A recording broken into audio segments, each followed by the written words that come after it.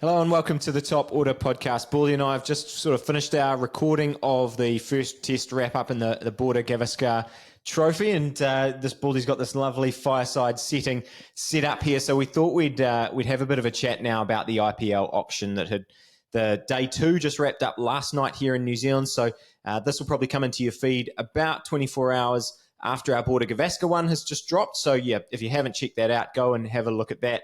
If you're an Indian fan, maybe not so much if you're an Australian fan, unless you want to hear us diving into the way that Australia might rebuild going forward and looking to the next test. But I think for this one, we kind of just wanted to. It was very interesting, the IPL auction, and I think both of us have very different views on how a mega auction kind of changes the scenario. So we'll talk about that a little bit later, but probably first we will touch on kind of the surprising buys, who went unsold, bit of Kiwi stuff, a bit of Aussie stuff. So we're not going to do a full breakdown of all the sides because we're sort of still getting our heads around it ourselves. But yeah, Baldy, I mean, that there has been a lot of stuff. You know, there is too much really for us to break down. But I guess what was sort of the first thing that caught your eye out of this IPL auction? I think it's the tremendous amount of player movement, both in terms of the team's retentions. That was signaled 4 weeks, 6 weeks ago, whatever it is, when the sides all locked in their retained players. It might have even been less than that. Might have been only a couple of weeks ago. So that was interesting. Surprise number one. I think surprise number two was just how many Indian players received high bids this year as opposed to last year when we saw a lot of international players, Australians in particular, go for high numbers. And I think the availability or lack of availability sometimes for those international players has bit them in the backside a little bit this year. But good to see some really big names in Indian cricket get big paydays. And there are a bunch of winners. Or I think we want to touch on some winners and losers of this IPL auction. There's a lot to get through. So let's go with who was the first big winner for you or person that caught your eye in this IPL auction to start? Well, I think that your point about the local players is the thing, again, that really stood out to me as well, because, I think part of it, Indian fans can jump on and comment about this, but because, you know it better than us. But from an international perspective, again, we often see the local players are usually sort of in a position, when it's not the mega auction, the local players are usually pretty settled in their squads. There's only a few that are really up, a few of the massive names that are up for auction. So it's always the international players that get the massive bids, Stark last year. And tend to move around between teams. And I think what we've seen a lot more this year is movement of Indian players, local players between teams, big name players on the move in this IPL auction. Yeah, I mean, look, we saw, big paychecks this time for Shreyas. Iyer's moved to the Punjab Kings. Sounds like he might be their new captain. They also splashed the cash for Yuzvendra Chahal, retained Arshdeep Singh with their, right to match card, which is very interesting in terms of the way that they're able to, say we want to match that. Then the next team is able to go, okay, well, we'll have one final bid to try and steal them away. And that did result really well. So I think from a player point of view, that right to match works great because you can get your final bid and then suddenly the team that wants to steal you away from that side has to then go, oh, well, if we want to steal you away, we'll offer you another 4 crore or whatever it is to try and grab you. So that was good. Rishabh Pant obviously going for, the record margin moves to LSG. So let's talk about a couple of those guys. Big winners in the IPL auction, both of those players. Shreyas Iyer, I think because he's going to that Punjab Kings side that now looks like it's got a reasonable amount of talent in it and some overseas players that have come into that side, not just because they're Australian and they're associated with Ricky Ponting, but there's some real talent. Is that not just the reason? Or? Oh, I think it's mostly the reason that I'm interested in it. But I think he's been a real winner in this IPL because he's surrounded with good coaching. I think Ricky Ponting is a very well-respected T20 coach in that IPL scene, but he's got good bowling in there. You look at Shardul Thakur, you look at Arshdeep, you look at Chahal, you look at Marco Janssen in their bowling unit. That's a good bowling unit now for Punjab in their top 5, even though it's got lots of overseas players in it. There's enough match-winning talent in there to be able to make a difference in this competition. So Shreyas Iyer, a big winner for me in this IPL auction because of the situation that he's landed in. Yeah, we'll touch on some of the player movement stuff later on because I want to dive deeper into that because they just have a completely different team now. Basically, they only retained obviously a little bit depends on how many players you retain. They've only retained 3 or 4, I think, that Punjab did. So they had a lot of cash to splash, and they certainly did that. And yeah, I mean, so look, a couple of other ones, we talked about Pant, Venkatesh Iyer returns to KKR. I think, they might be kicking themselves thinking we could have retained him for a much smaller price, but then obviously maybe some of those other guys that they retained couldn't go back into the auction. So yeah, it's again 6 of one, half a dozen of the other. But then KL Rahul, who's been in that LSG side for a few years, been leading that side, moves to DC, and we'll see if he ends up being the captain of that side or Akshar ends up being captain. Let's talk about Rishabh Pant. Huge payday for Rishabh Pant. He now goes to the Lucknow Super Giants, and not only is he the most expensive player ever sold at the IPL, but he's probably going to be captain of that side as well, probably going to bat 3, you would probably think, but again, has landed in a situation where there's talent all around him in that top 5 for this new look LSG side. Oh, yeah. Look, Pant, he's the kind of player that I'm sure as owners that they're sitting there going, we just want Rishabh Pant. Like he's just an excitement machine. He's a kind of personality. Again, we touched a little bit in that previous episode we did about the Border Gavaskar, about Kohli, and when he smiles, you sort of get that a bit from Pant as well. Look, I don't know him from a bar of soap, but he strikes me as kind of a cheeky guy. I love him. He's my favorite Indian player. I think his attitude, his personality is infectious. He seems to be a very likable chap. I'm so glad that he's A, come back from injury, B, playing again, and D, getting paid to play cricket at a tremendous, tremendous price tag for that LSG side. Not to cut you off there, but having a look at that LSG side on paper, I mean, just looking at the Crick Info coverage here, Marsh, Markram, Pant, Puran, Badoni, Miller, Shabazz Ahmed, Abdul Samad as the top 8. They're going to score a hell of a lot of runs. We talked about, being Punjab being a good batting unit potentially, but that is an absolutely box office top 8 for LSG around Rishabh Pant as their kind of superstar player. It strikes you when you look through these sides now, especially of the impact player stuff as well, that, yeah, I mean, I think we maybe touched about it off air last week. We could be seeing a 300, right, for this year. I mean, it doesn't feel like it's far away that we're going to be seeing 300 and maybe if certainly if last year is anything to go by in terms of the IPL and the amount of runs we saw, the way that those sides that did well, Sunrisers, KKR, went about trying to set up their innings by just exploding at the top and basically just still going the whole way through. So yeah, I think a lot of sides are going to be nicely set up for that. And I really enjoyed. I think it's good team building to be spending your biggest money on local players as well, which again is something we see in the off years of the mega auctions. We see these overseas players go for enormous money. Stark was an example last year, right? I mean, look, it pays off. He didn't have the greatest regular season, but then took big wickets in the knockout stages, and KKR go on and win that tournament. So look, for them, all that money was worthwhile.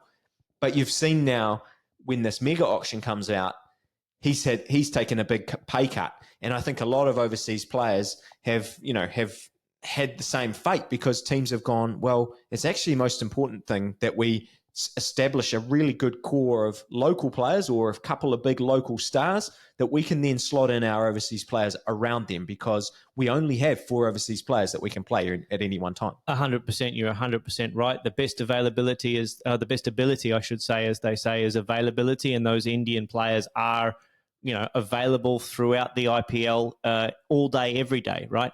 And you can only fit 4 overseas players into your contingent. So if you're spending big money on 6, 7 overseas players, you can only play, at best 2/3 of that price pool. Whereas if you're spending money on a big Indian talent, you can almost guarantee that, barring injury, that 100% of your paycheck, of your salary, is going into players that are actually going to step foot on the field. Yeah. Will you indulge me and let me talk about some of the Kiwi movements? Absolutely, you can. I've got a couple that we want to cover as well that are Indian players, but we'll come back to them. I guess New Zealand-based podcast, Binksy always likes to mention that. So yeah, look, I mean, my eyes are firmly fixed on the New Zealand players and kind of where they go. It's great to see Conway and Ravindra return to CSK. Stephen Fleming, that influence has always been one that has seen a lot of New Zealand players go there. So it's lovely to see them go there. I like that they've gone there together again. They are very good friends off the field, so it's great to see them. We've seen Rachin's development over the past 18 months. I'm sure. I'm not saying it's all down to the IPL, but I'm sure that it's certainly useful that time that he's spent there. He was able to make a little bit of an impact at times, but then sort of fell out of the side. So yeah, in some ways, I think both of those two end up fighting for the same spot. So we'll see how, whether both of them can play a more significant part in the IPL. Conway's had a really good year in the past and when they won the competition. So yeah, we will see how that goes for them. We've also seen Lockie Ferguson move to Punjab Kings. You touched on their strength before. Glenn Phillips has kind of got off the Sunrisers, finally got himself away from that Sunrisers stack of 8 overseas players that all could have justified a spot. So now he's gone to the Gujarat Titans, but really it's the Mumbai Indians who have taken the interest, I think, from a New Zealand point of view. They've picked up Trent Boult, who was been in the news this week for sort of saying, yes, I think my sort of admitting what I think we all have known for a while, that his international career is probably now over, which is obviously a shame. But Mitchell Santner is, again, sort of escapes the shadow of Ravindra Jadeja at CSK, which he's been in for a long time. And I'm sure he's learned an enormous amount from being in that organisation, from being around Ravindra Jadeja, being able to bowl in that environment at CSK. But I think what I've always wanted to see is, let's get him out on the pitch, because he's a world-class white ball bowler, and I really want to see him match himself in the IPL in this scenario where it is the red hot environment of the IPL. It gets overhyped sometimes, but it is where players can really shine, and spin has played a massive part. And Mumbai, spin has been a bit of a struggle for them in recent years, and now they've got a few options actually. But I really hope that Santner gets his go. And lastly, on the New Zealand point of view, a bit of a bolter. Do you want to talk about him? Because there's some connections to you. Oh, well, never is it better than a player that's close to home gets a gig in the IPL. So we have to give a shout out to local Auckland player Bevan-John Jacobs, who actually plays for my club side here in Auckland. A couple of grades above me, it must be said, to be fair.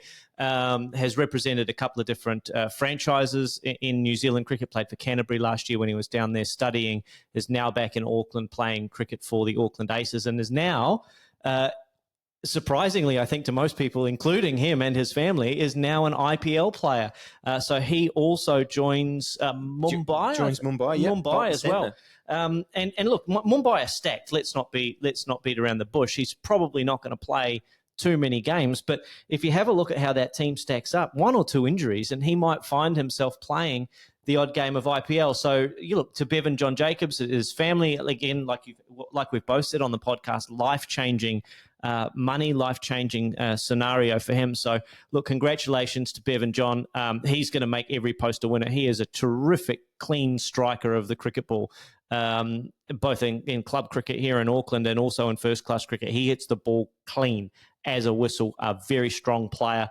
I can't wait to see him on the field. I think it'll be exciting for everybody. Oh, mate, what an opportunity to go to a storied franchise like Mumbai, to be in a dressing room, be in an environment with Rohit Sharma, to be in the nets with facing Jasprit Bumrah, to be facing Trent Boult, to be around Surya Kumar Yadav, like Hardik Pandya. What an amazing opportunity for a young guy to do. It's going to be super exciting for him. I can't wait to see how his cricket develops over the next couple of years, because you would think that, if he's able to make even a little post a winner, he's going to be a tremendous talent for New Zealand cricket going forward, and hopefully not too much longer for our club side, because I think he's got a bright future ahead of him, and he's probably, hopefully for him, and he's not going to be playing too much club cricket in his near future. It'll all be franchise cricket around the world, and hopefully for you as a New Zealand fan, for the Black Caps as well. Yeah, great opportunity. A lot of white ball stuff going to be coming up over the next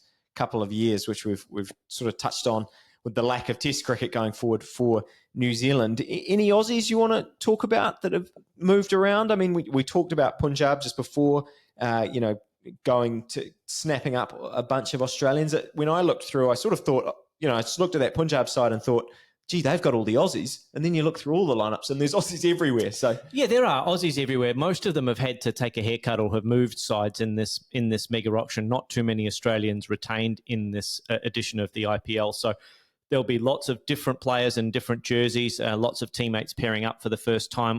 I really like the situation that some of those Aussies that have managed to find their way to Punjab have landed themselves in. I think off the top of my head, Inglis, Stoinis, Maxwell will form, potentially either 3-4-5 or 1-3-5 for that Punjab side. So there's a lot to like in that respect. Not big pay packets for Cummins and Stark and the likes of some of those Aussie fast bowlers this time around, but I think that's probably more going back to where they sit in that international pecking order. And I think we've seen, some smart money spent on Indian players rather than money being spent on international players, which is just an emerging trend rather than necessarily a vote of no confidence in the skills of Mitchell Stark, who was tremendous, as we said, and Pat Cummins as well, who I thought last year was a really strong player in an otherwise potentially, not as great a season for his franchise. Yeah, well, Sunrisers, I think, have retained Cummins. So I think, I couldn't tell you what his packet is. So I think he probably stays on whatever he was on. So yeah, fair enough. Good. It's good for him. Sunrise is an interesting one because I think they kind of retained their core and retained the likes of Klaasen, the likes of Head, the likes of Cummins, that were the backbone really of their side, along with Abhishek Sharma. So, and I think Nitish Kumar Reddy. So they had the core already. So for them, it was about kind of building out the rest of their squad in an interesting way, which I think they have done, which we might touch on a little bit.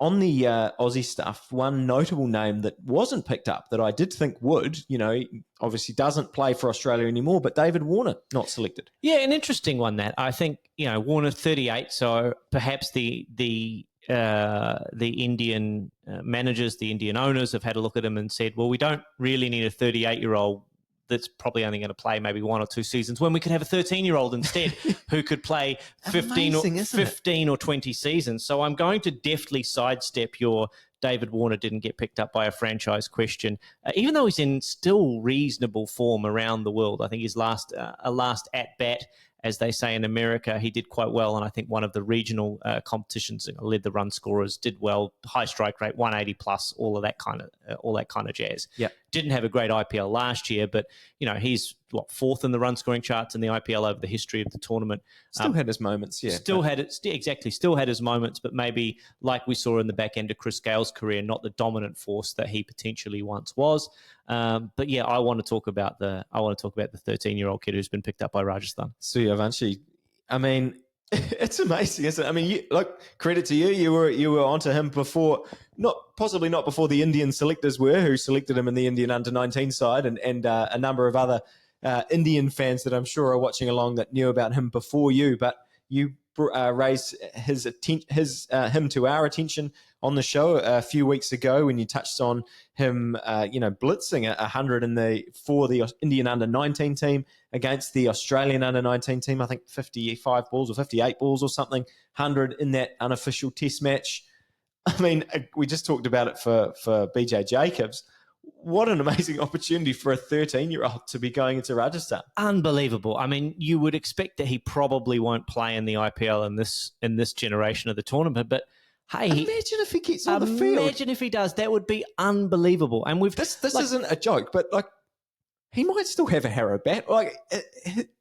He might not have a full-size bat yet, right? Oh, look, I don't know, but I mean, he's obviously a prodigious talent. And, we've seen examples of teenagers bursting onto the scene in like the WBBL, for example. There are 3 or 4 Australian girls that have burst onto the scene still at high school this year. A couple of years ago, Phoebe Litchfield burst onto the scene as now a regular for the Australian side. So this kid's got a very bright future. But, you talked about some of those guys learning from some of those players at Mumbai. He's going to have in his team, Jaswal, Sampson, Nitish Rana, Parag, Dhruv Jurel, Shimron Hetmeyer, and Winindu Hasaranga as the top 7. He's got Jofra in his team. He's got Theek Shana in his team. Imagine a 13-year-old facing Jofra in the nets. It is honestly stuff dreams are made of, right? It is the epitome of the cricket dream to be picked up by an international first-class franchise at the age, at any age, but at the age of 13. And just imagine, like, could he sign a 20-year deal and be a Royal for life? 20-year deal from 13 to 33. In fact, if he plays till he's 38, he could have a 25-year deal. It could be one of those baseball-style contracts that you're paid for life by a franchise. I'm sure they wouldn't do that necessarily, but far out if he's 13 and you can lock him up now for 10 years. Imagine the value that you might get when he's 17 through 23. You do, look, the one cautionary note, I suppose, is soccer fan of Arsenal. There's a young kid coming through there for Arsenal, Ethan Nwaneri. He is 17. Just scored a goal in the Premier League. He was the youngest player to play in the Premier League. They gave him a substitute appearance when he was 15. There's a lot of talk now about his development and how you manage that development and make sure that you bring a guy in when he is set up to succeed, and you don't, Mikel Arteta, the manager, was talking a lot about, I'm getting a lot of Arsenal references in here, but I think it's relevant because he was talking about being able to build brick by brick by brick. But, you've got to build the brick, and then you've got to put the cement in, the mortar, and then build the next brick. And then all of that kind of stuff. You can't just throw a guy out there and give him an opportunity. So, I would expect that this is a learning season. Maybe the next 3 seasons are just learning seasons for Suya. But yeah, I mean, huge opportunity. Oh, massive opportunity. And I think smart play by Rajasthan, right, to get him into the setup and get him around the team, because if he's familiar with that setup, he might want to come back, and they would like to have him back, and all that kind of forward-thinking developmental planning. So really, really well done from Rajasthan to get in the door early and pick up what could be a supreme talent, maybe even in 2 years' time as a 15-year-old. I do have to cut you off when no more Arsenal talk. So we'll save the emergence of Sylvain Wiltord as a 17-year-old for after the podcast. We might get into the Premier League discussion in a second, though, because I do want to touch on the player movement thing. But I will just say, when you dodge the question about unsold players, I will front foot it from a New Zealand point of view and say I was a little bit surprised for a few guys, particularly Daryl Mitchell. Actually, I was surprised that he went unsold. Really? Yeah. What about Daryl Mitchell that tells you that he is a box office T20 player over and above a guy like Glenn Phillips, for example? Well, he got a big contract last year for CSK, so he was there was a big bidding war for his services. I thought he was up and down. He had his moments, didn't really establish himself. So maybe that counts against him. We've just been to India, so he's been on the stage. Again, he had an up and down series. There was a bit of pressure on him coming into that third test, but then played one of the gutsiest innings I've seen, for a while in a New Zealand jumper, and the way that he kind of gutsed it out, sweat pouring off his shirt. I mean, again, that doesn't have much relevance to the IPL. Not a lot of translatability into the IPL there, but you saw in that series the way that he plays spin, the way he kind of tries to manipulate the field that we've seen on offer at all times. Anytime he's at the crease, the way he tries to get on top of bowlers. I did think someone would pick him up. I thought, again, there are still a few spots left. So again, some of these players may end up in sides. I think it's only going to take one injury to a top order batter or a number 4 batter for Daryl Mitchell to be picked up as injury cover. I think he will end up at the IPL, where we're not sure. Yeah. I think there are a couple of other surprising local Indian players that didn't get picked up that the casual fan might be quite shocked to learn aren't going to be participating in the IPL this year. Yeah, look, Shardul Thakur, who, I know at least on social media is a very popular player in terms of the memories that India have of him. Obviously, the last Australian tour before this one, he was a big part in what they did in that final test.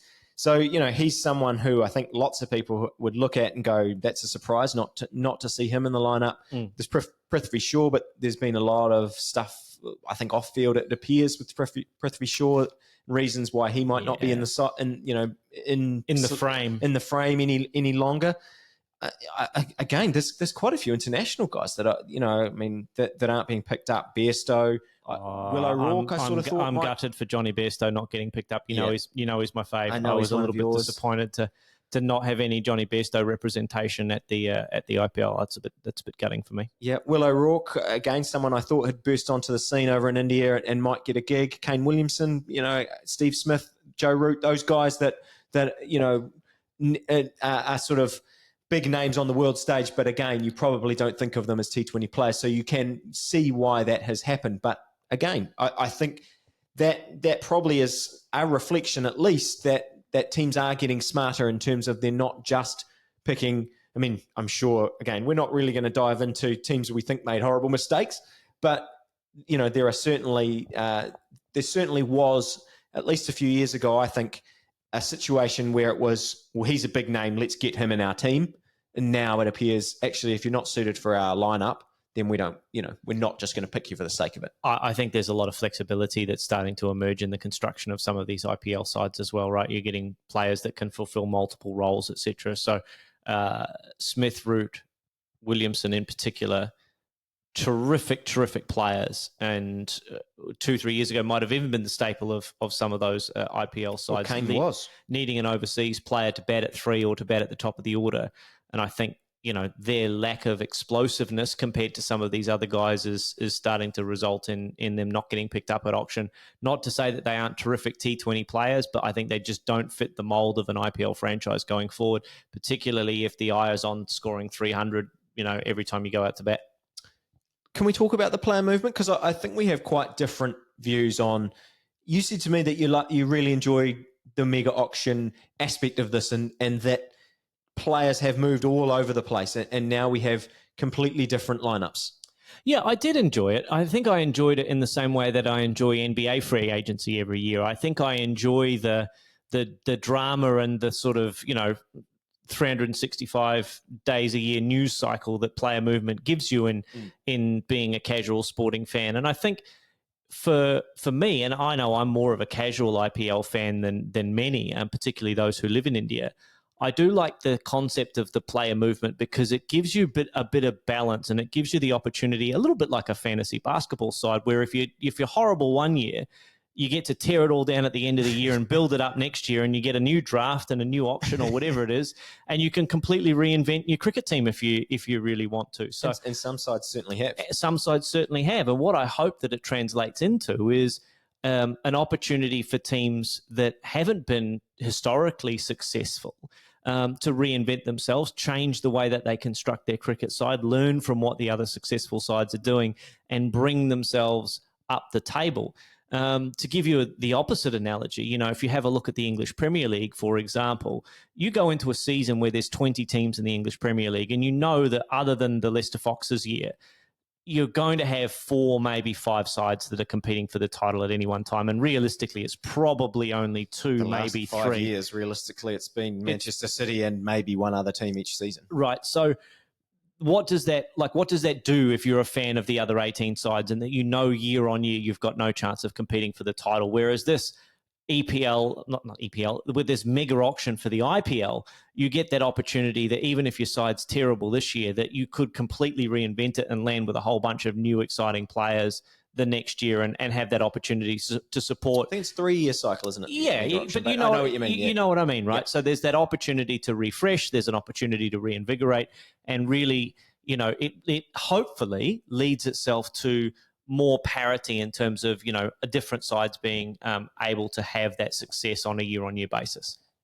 I agree with you about the competitiveness. I do think that's important because, yes, we have seen in even in the past few years, different winners, emerging.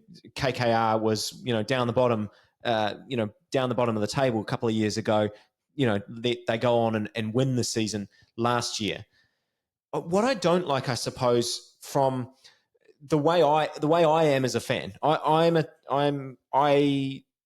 am not a fan of players in that way. Like, I won't follow a player from team to team to team. I like to, hitch my wagon to one team and kind of stick with them. And for me, for the IPL, it's been the Sunrisers basically since Kane Williamson sang that song.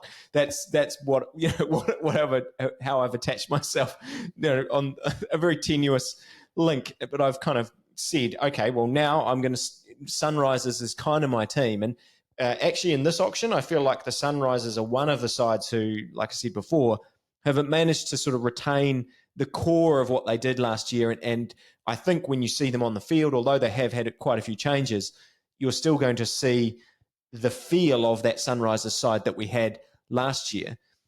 But I sort of now I look at all these lists and go, I've absolutely I have no idea who's playing for anybody, and I don't know how fans must feel about that aspect of it. Indian fans, chime in the comments, because I would love to know how, when you are attached to that region, if you're from Hyderabad or if you're from Rajasthan, do your attachment is to that team. Whereas I think for us as international viewers of the IPL, often it is, let's watch our players that we follow in our international teams and kind of support them to do well, and maybe not have that personal attachment to a team. Yeah, I mean, you noted in your preface that you support the Sunrisers because of Kane Williamson, right? It's because of our player. And Glenn Phillips was there. So there is that aspect to it. And as you sort of went on that monologue, I was reminded of a podcast that I was listening to earlier in the week, where an American fan was talking about his love for his, I think it was his baseball team, and he said that for him, he was much more likely to have divorced his wife than to break up with his sporting team. And I think for a lot of American fans, so that's a red flag in his personal life. That's probably a couple of red flags there in multiple different spheres. But I think there is a tremendous amount of brand loyalty to a team or a club that is established over a long period of time. And as you get older, you probably are more likely to have that instilled in you. But I think for casual cricket fans in particular, and for young fans, the association is to the player. And we've seen that in American sports and basketball in particular. Fans will follow their favorite player from team to team. I mean, and if you're a fan of a player like Kevin Durant, you get to support 5 or 6 franchises over the course of your 6 years. Of 6 years, particularly if you're a Russell Westbrook fan. I mean, he's had more teams in the last 6 years than just about anyone. But I guess my point is that I think there are two very different sets of fans. One of them is, as you say, team aligned, and a lot of the time that's geography. I'm a rugby league fan of the team that represents the hometown that I grew up in. I will never support a different rugby league side. So I think a lot of it is geography related. But I think for the casual fan, particularly an overseas casual fan, they are fans of the player. They are fans of the Johnny Bairstow or the Jordan Cox or the Evan Lewis type of player, Nicholas Puran or whoever. Fans of Rachin Ravinda for fans of New Zealand podcast, or soon to be Bevan-John Jacobs fans. I'm sure that there will now be many in New Zealand. So I think that gives fans the opportunity to follow the player, and they will follow that player even if they move from team to team. But there will always be that diehard group of supporters that will, they will support Rajasthan because they were born in that area, or they started supporting them because they were very little when the IPL started. And they can remember watching their first IPL game where it was Rajasthan versus, I can't remember who it was, who Warren played them in the final and smashed them. But, that might be the formative memory of their cricket fandom, and that's what adheres them to that team. And that's got a lot of stick-to-itiveness going forward. Yeah, totally. And I suppose, even thinking back to that reference I made about Ethan Waneri, I think that's the one thing I would love to see. And you do see it a little bit with the players being able to retain. But I suppose from that point of view, you love to see like a young player who you develop and then you build and then becomes a superstar for your team. And you still can see that in the IPL. But from my, maybe it's old-fashioned style of fandom, that's the one thing that I would love to see them be able to figure out, I don't know, maybe slightly better to bring those players through. And maybe Indian fans do feel like you're getting to see that. But yeah, that's the one thing I worry about when every 3 years so many players can change teams. I think it's a really good point. I think that the academy system that works so well in European football could potentially work in. And I'm sure I know these IPL sides have academies. 100% they do. And I think that should be one of the things that the tournament organisers have a look at, is how do you make sure that you can retain that academy talent coming through your system, and maybe more of that academy talent is retained than we give sides credit for.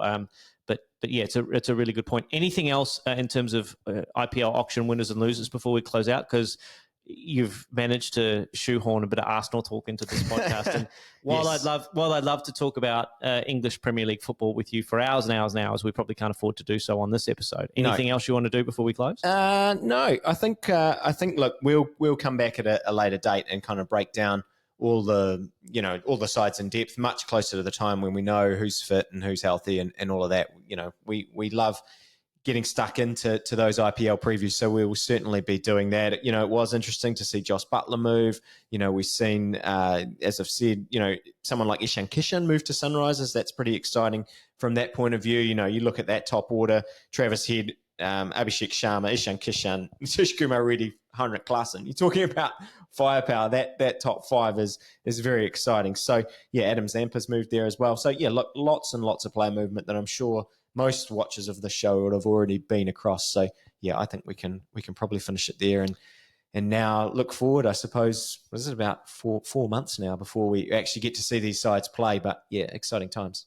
Yeah, plenty of 365 news cycle to go on in the cricketing world before we get into what would be the 17th, 18th edition of the IPL, something like that. It just keeps rolling on and getting bigger and bigger and bigger. The players get better and better and better. The talent pool gets deeper and deeper and deeper, particularly for India. So it's going to be a fascinating watch over the next 4 or 5 months. Lots of cricket to come across our calendar and across our desks here at Top Order Towers between now and then. But do you want to take us out, Stuart, from this IPL auction recap or reaction episode? Yeah, sure. So yeah, everyone, look, hope you've enjoyed this little run through of our IPL thoughts. We hope that you go back and if you haven't already, go back and have a look at our India Australia test recap. Again, probably not one for Baldy to be rewatching. But look, we got tons of coverage. As you said, we just previewed the England New Zealand series. That test starts on Thursday. I think Sri Lanka South Africa starts on Wednesday. It's lovely for us. We've just talked about all this white ball stuff, but we've got a real good run here of some test cricket that is going to be deciding or playing a really big hand in who is in that World Test Championship final in a few months time after that IPL season concludes. So yeah, lots to come up with. We've just added an extra face to the top order. If people haven't seen that England New Zealand preview, Dr. Jamie Barker has joined the show. So we're going to have coverage all over the place for you for the next wee while. So yeah, make sure you hit like and subscribe and do all of those things. Chat to us in the comments. We absolutely love chatting with people from all over the world. So yeah, we'll see you in those comments and we'll see you back in your feed very, very soon. And you have a good night.